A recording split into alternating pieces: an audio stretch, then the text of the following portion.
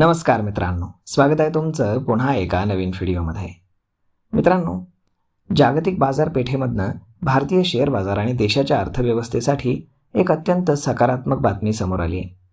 आंतरराष्ट्रीय बाजारपेठेमध्ये क्रूड ऑइलच्या किमतींमध्ये मोठी घसरण पाहायला मिळाली आहे. या घसरणीमुळे ज्या भारतीय कंपन्यांना आपलं उत्पादन तयार करण्यासाठी कच्च्या तेलाची आवश्यकता भासते त्या सर्व कंपन्यांना मोठा दिलासा मिळणार आहे. कमोडिटी मार्केटमध्ये कच्च्या तेलाच्या किमतींना मोठा झटका बसला आहे. कच्च्या तेलाचा भाव हा $3च्या मोठ्या घसरणीसह थेट $84 प्रति बॅरलच्या पातळीवरती खाली आला आहे.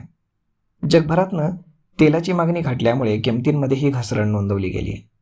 भारत आपल्या गरजेच्या बहुतांश कच्च्या तेलाचा साठा इतर देशांकडून आयात करतो. त्यामुळे तेल स्वस्त होणं ही आपल्या देशासाठी आणि सर्वसामान्यांच्या खिशासाठी खूपच मोठी दिलासादायक बाब आहे. कच्चं तेल स्वस्त झाल्याचा सर्वात पहिला आणि मोठा फायदा पेंट आणि टायर उत्पादक कंपन्यांना मिळणार आहे.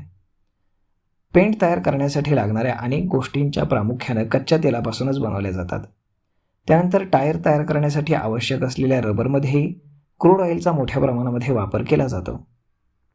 आता तेलाचे भाव घसरल्यामुळे पेंट आणि टायर्सच्या मोठ्या कंपन्यांचा उत्पादन खर्चामध्ये बहुतांश कमी येऊ शकते. खर्च कमी झाल्यामुळे या कंपन्यांचा नफा देखील वाढू शकतो आणि त्याचा परिणामही आपल्याला शेअर बाजारामध्ये पाहायला मिळू शकतो. विमान वाहतूक करणाऱ्या कंपन्यांचा सर्वाधिक खर्च हा हवाई इंधनावरती होत असतो, जे कच्च्या तेलापासूनच तयार केलं जातं. क्रूड ऑइल स्वस्त झाल्यामुळे हवाई इंधनही स्वस्त होईल, ज्यामुळे एअरलाईन कंपन्यांची मोठी आर्थिक बचत होणार आहे. देशातील प्रमुख सरकारी तेल कंपन्या जसे की HPCL, BPCL आणि IOC यांनाही आता कच्चं तेल स्वस्त दरामध्ये उपलब्ध होणार आहे, ज्यामुळे त्यांच्या कमाईमध्ये सुधारणा पाहायला मिळेल. तर मग मित्रांनो, अशा पद्धतीनं क्रूड ऑइल घसरल्यामुळे कुणाला कसा फायदा होऊ शकतो हेच आपण या व्हिडिओतनं जाणून घेतलं आहे.